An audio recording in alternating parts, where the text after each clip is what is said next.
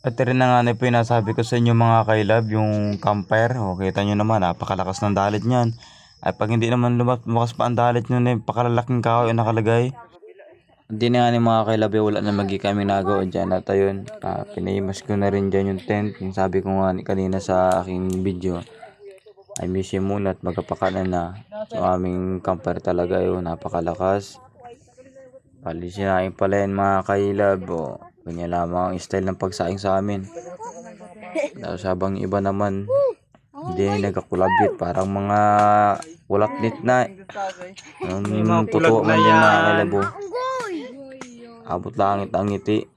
Habang isa naman din nagataga.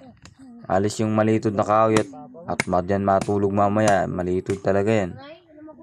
At habang iba naman, no, isa naman ay rin napaglaruan yung campfire.